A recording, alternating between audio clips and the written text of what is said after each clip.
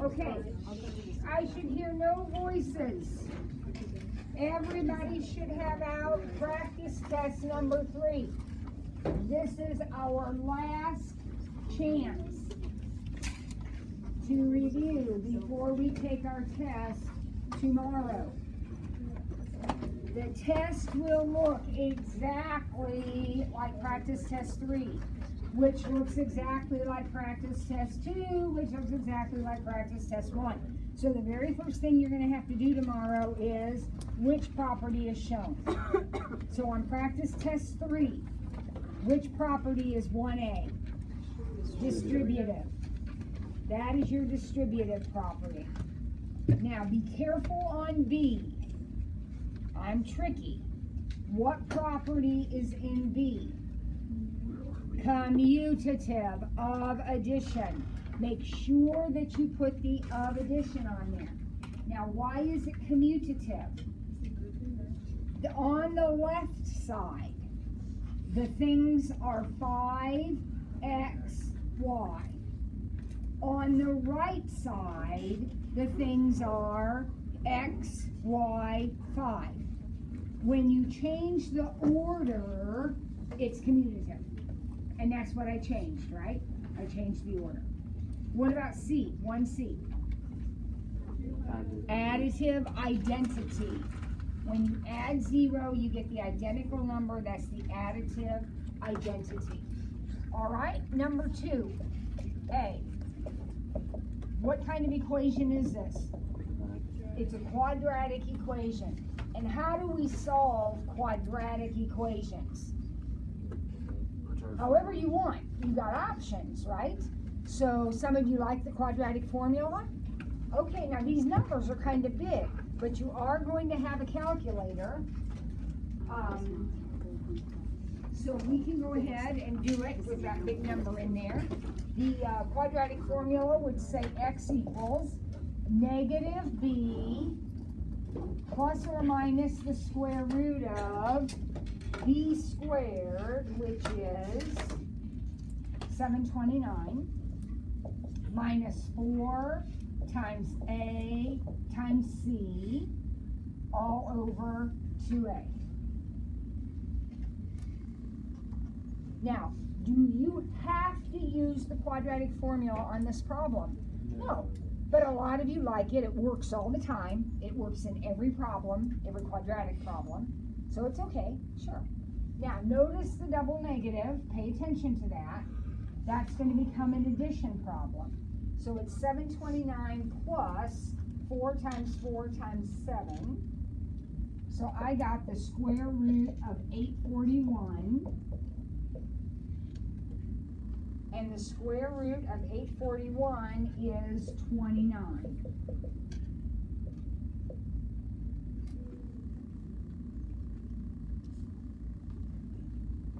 So I have 2 answers, just like I knew I would. I have a squared equation, so I'm going to have 2 answers. What is 27 plus 29? 56. Divided by 8 is 7. So one of my answers is 7. 27 minus 29, negative 2 divided by 8, negative 1/4. Now those of you that are good factors, maybe you just factored it.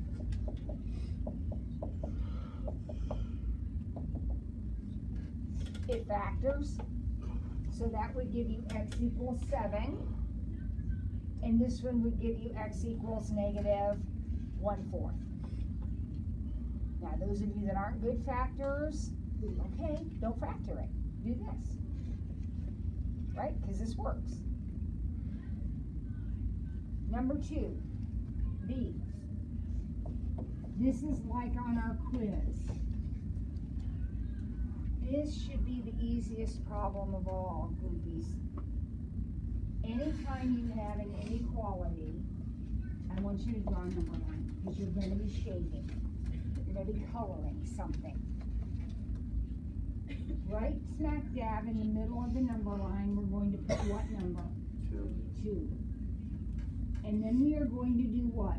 From that 2, we are going to count forward 3 and put a dot. Count backward 3 and put another dot. There's no dot at 2.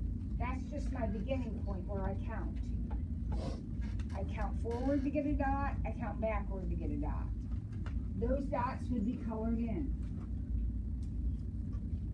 Now I'm either going to shade between my dots or outside the ends, which is going to be in this less than problem, in the middle.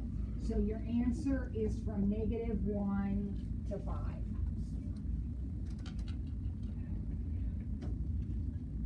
Some of you missed that on your quiz. I don't understand.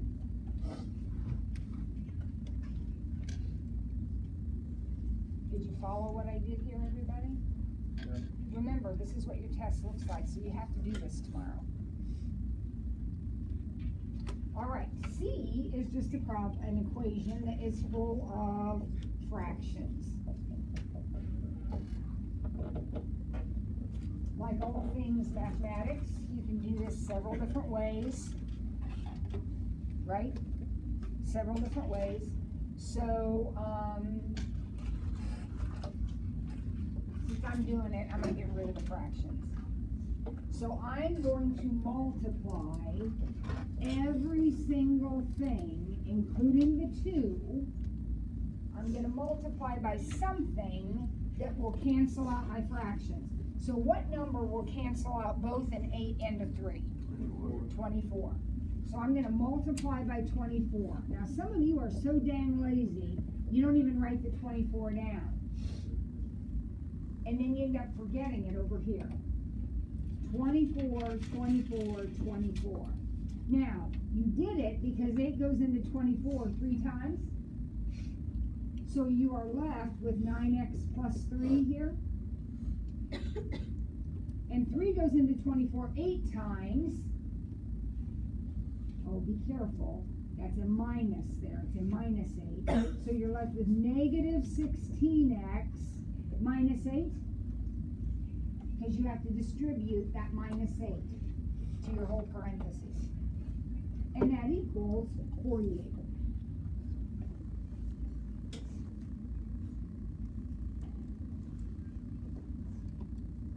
Right? Now, okay, so I have negative 7x minus 5 equals 48. If I collected my like terms correctly. Keep an eye on my arithmetic. I'm a little distracted today about math league stuff. I'm so excited. I'm not thinking real clearly. When do you have to turn in our money? Starting tomorrow. Tomorrow? Let's just do it tomorrow. Then we don't have to worry about it. And then you're check for your t-shirt too. All right, now we're going to add 5 and divide by negative 7. So 53 over negative 7 is what I got as an answer. Page 1 complete. Any questions about page 1? All right, page 2. Now we've got some more equations to solve.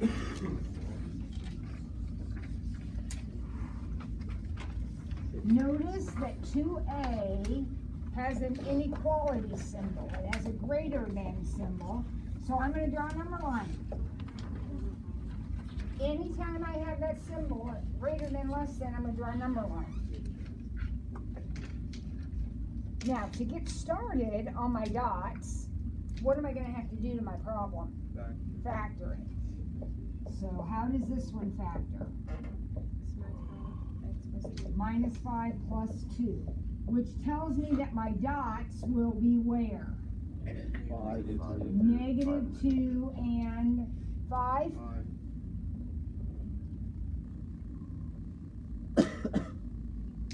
Right? Now what? Pick a number, and you can pick any number you want. I'm going to go off the grid a little bit here. I'm going to pick 7. All right, now 7's out here. Would you agree with me? So I'm going to put 7 in, and when I put 7 into my parentheses, 7, I get 2 times 9, which is 18. I put 7 minus 5 is 2, 7 plus 2 is 9. I got 18. Is 18 greater than 0? So this worked. Now, that means what about this? It won't, and this will. So my answer is negative infinity to negative 2, this whole end, or 5 to infinity. Now, some of us are still getting our numbers turned around in our parentheses. Make absolutely sure that when you write down your parentheses or your brackets, whatever you're using, these two numbers are in the same order they are on the number line. So negative infinity is out here, so it has to be negative infinity comma negative 2. Not the other way around. That's wrong. And then this one has to be 5 positive infinity, because that's the order they are on the number line. That's how you write them here. That's the order you write them in here. All right, everybody okay? Next, we have one of these ones with a radical. It is not a less than or greater than, so I'm not going to draw a number line. All I'm going to do is what? Square both sides to get rid of the radical. When I square a radical, I just get x plus 5 equals 36. So I got 31. These are the ones that can be extraneous, so I'm going to check it. So to check it, I'll go back to my original problem and put in 31. Does that work? Yeah. Square root of 36 is 6, so that indeed is my answer. What about C?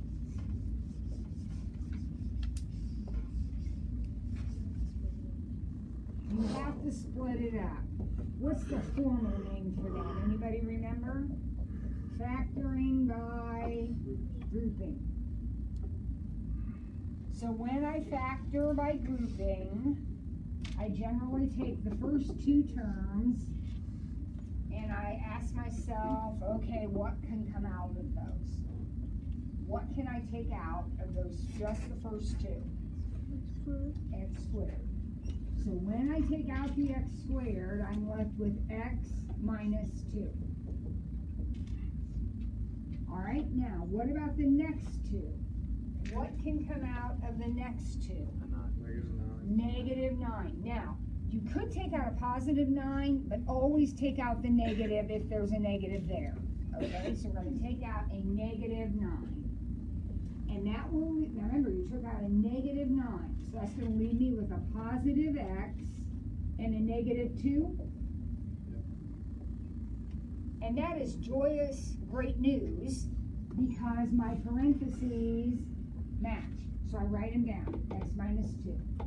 Just write it down. And then put a second parentheses that has the other stuff in it, which is x squared minus 9. So I wrote this one down, and then everything else goes in its own parentheses. And then what do you notice about x squared minus 9?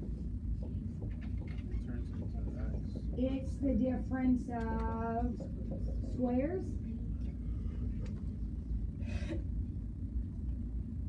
Right? So what are my answers? No number line, just look at the answers. X equals 2, negative 3, and 3.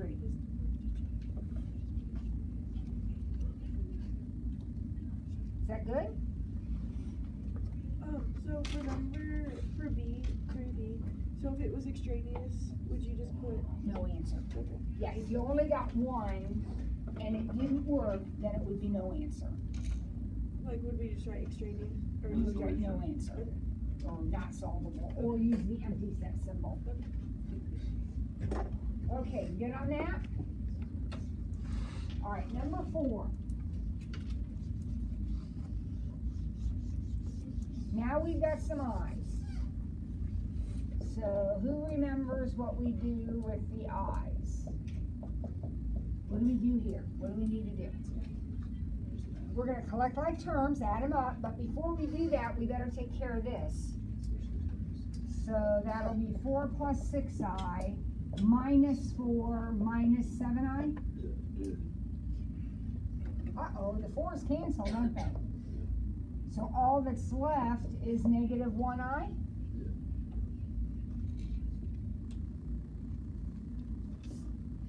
Please tell me we're not missing that one tomorrow, right? Oh, Lordy. Okay, 8 minus 2i over 2 plus 3i. All right, this one's a little tougher. We have to multiply by the conjugate of the bottom, and the conjugate of the bottom is 2 minus 3i. And remember, you have to do it on the top and the bottom. So this is going to become a big FOIL. You're going to be foiling, foiling, foiling.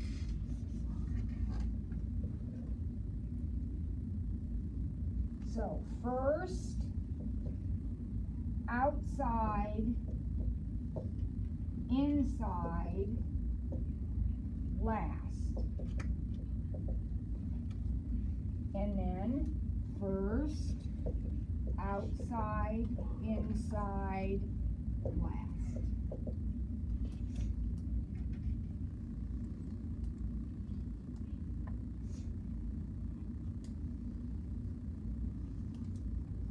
Now, do we stop here? Oh, heavens no. We have to clean it up, right? Now, as we're cleaning up, we need to remember something about 6i squared. What is 6i squared? Well, I squared is negative 1, so 6i squared would be negative 6. So I have 16 minus 6, which is 10. These add up, minus 28i. Over, okay, these cancel, they always, always, always will, if you've done it right. And negative 9i squared would actually be plus 9. So I have a 13 on the bottom. Can I cancel? No, in order to cancel, you have to be able to cancel all 3 spots here, and nothing goes into 10, 13, and 28 all together. So we're done. Page 2, done.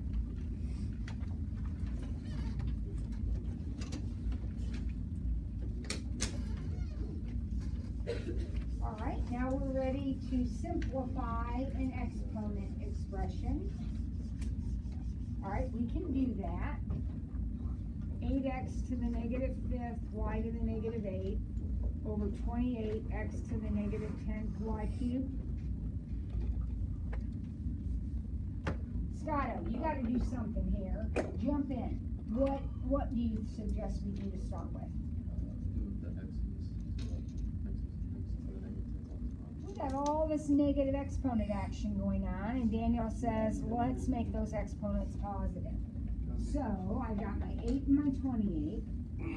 This guy right here has to come down. This guy has to come, oh wait a minute. When I bring this guy down, what am I going to have? 11.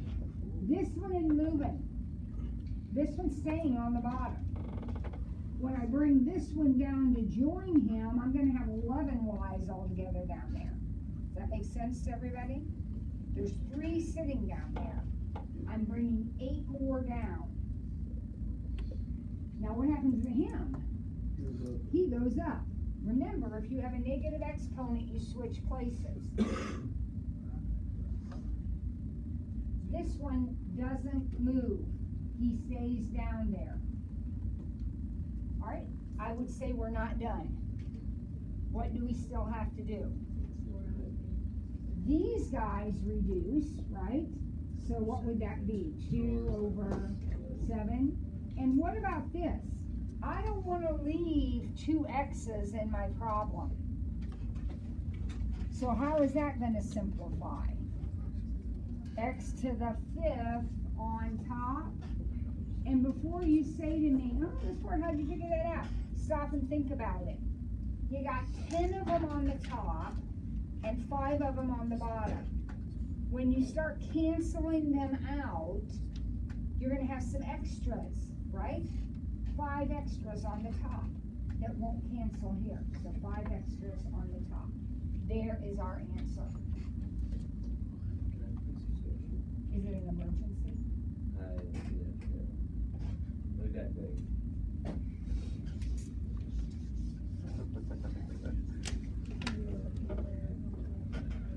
Okay, I swear. I'm 57 years old, had 4 kids, cancer, you name it, and I can hold it. I don't understand, but you got your kids. Now write the equation of a circle. This is no work. This is an automatic problem. You just write down the answer. What does the answer look like? X plus 4 squared.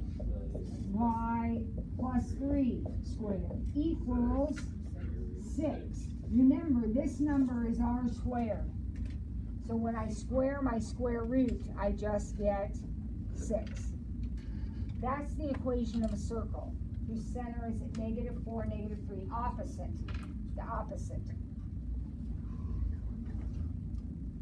Now we're writing the equation of a line. Now this is different. Lines don't look like this. What do lines look like? Y equals mx plus b. I heard somebody say it. Good. Y equals mx plus b. So all I know is I've got 2 points.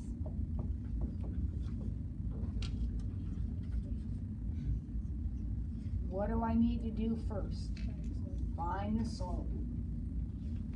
And to find the slope, I'll do 4 minus -2 over 6 minus 3. Which is 6 over 3, which is 2. So my slope is 2. And then what do? Pick a point. I think I'll pick this one. And if you're doing y equals mx plus b, if this is your method, then I'll put 4 in for y, 2 in for m, 6 in for x plus b.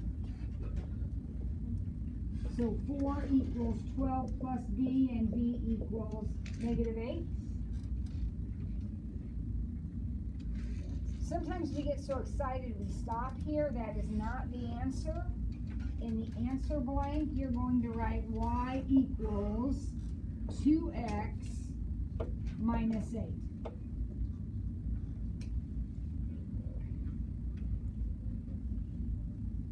Is that okay? Because the next one is the same thing. Write the equation of the line.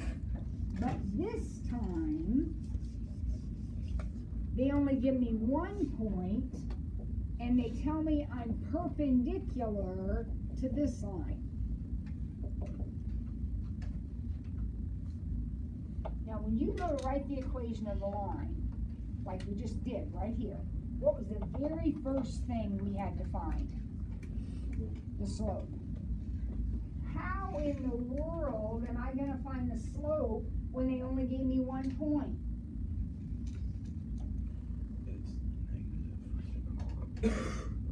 It's the negative reciprocal of the slope of this line.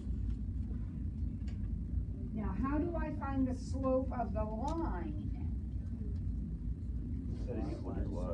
I gotta make my equation look like this, right? This will be the slope right here, but I gotta get y by itself. So doing a little rearranging here, moving the 3x to the other side and dividing by -9, I get 1/3 x minus 2/9.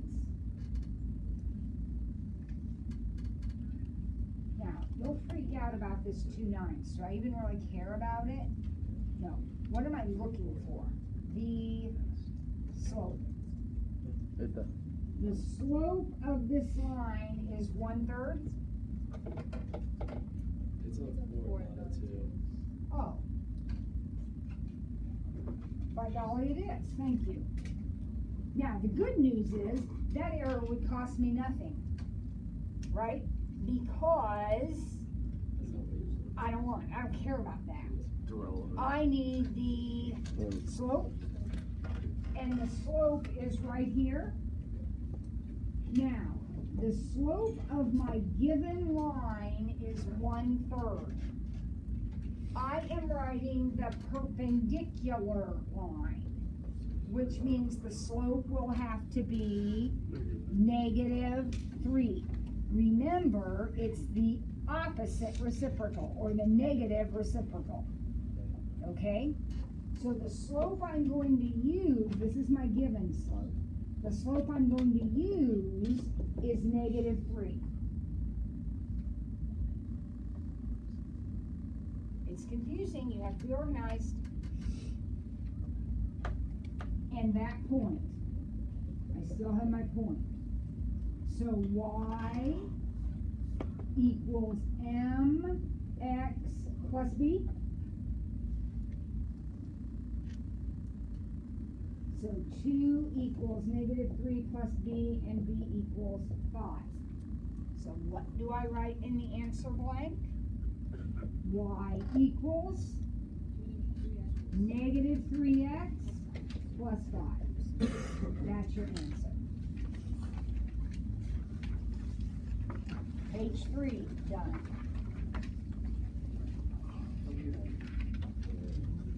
Did somebody just say, what time do we get out of here? No. 30. The correct phrase is, what time do we have to leave? 30.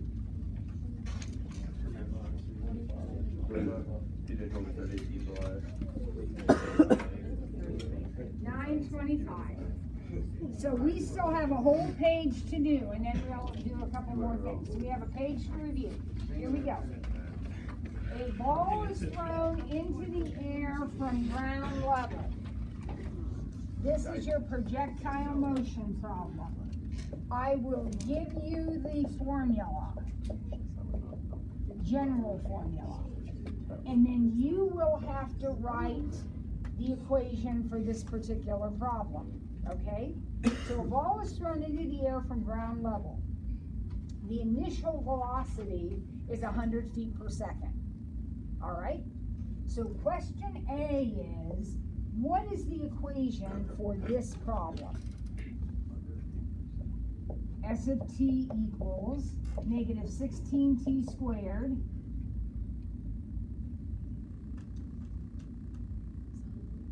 plus 100t plus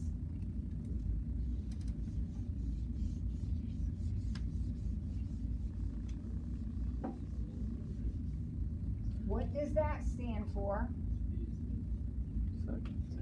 No. T is time. S is the distance letter. That is the initial height.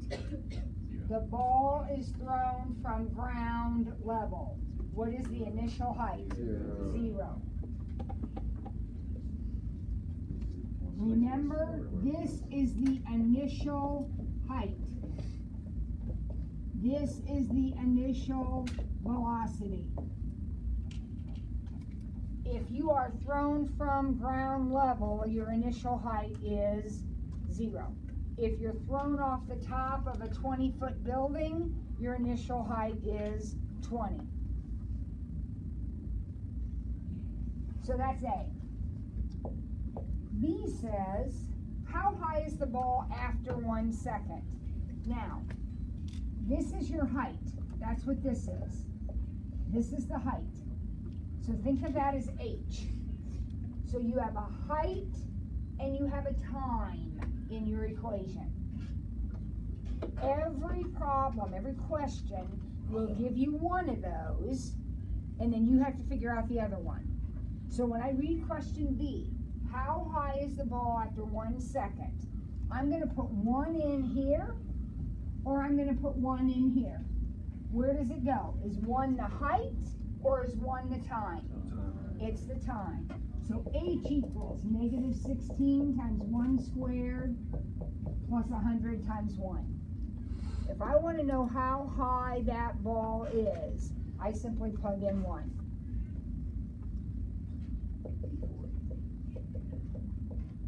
"84 feet, if I did my correct arithmetic.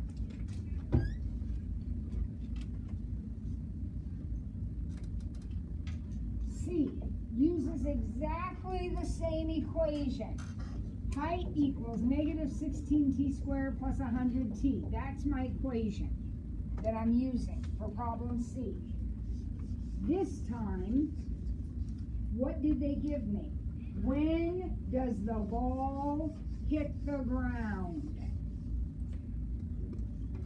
Did they give me a height or did they give me a time? A time.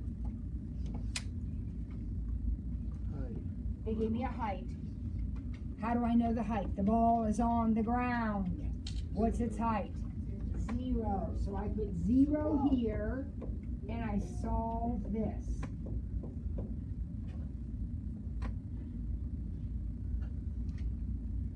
If they give me a time, I put it right in here for the t's.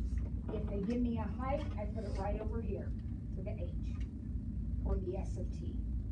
That's the height.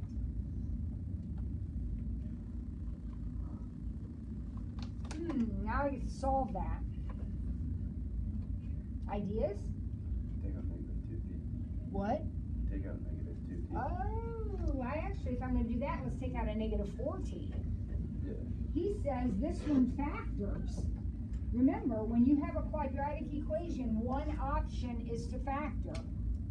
And he says, I can pull out a negative 4t. What will that leave me with if I take out a negative 4t?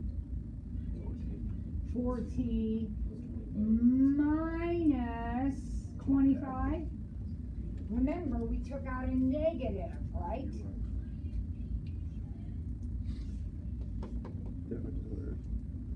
Actually, it would be if that were squared, but it's not. So we're done factoring. What do I do at this point? Set an equal to 0. So negative 4t equals 0, and 4t minus 25 equals 0. So this says t equals 0, and t equals 25 over 4, and that's seconds.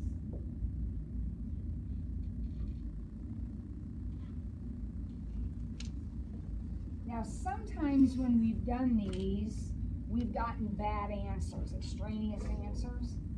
Are we going to keep both of these, or does something bother you? Get rid of the Actually, it makes sense in this problem. Both of them make sense, and here's why. Where did we throw the ball from? So the ball was on the ground, and then you threw it up, and then it came back down, right? Does it make sense that it was on the ground at time 0? Yeah. Yeah, that's the beginning. That's when you threw it, right? And then it went up and then it came back down over here. That's the second answer. So both of those make sense in this problem because you threw it from ground level, so it started on the ground.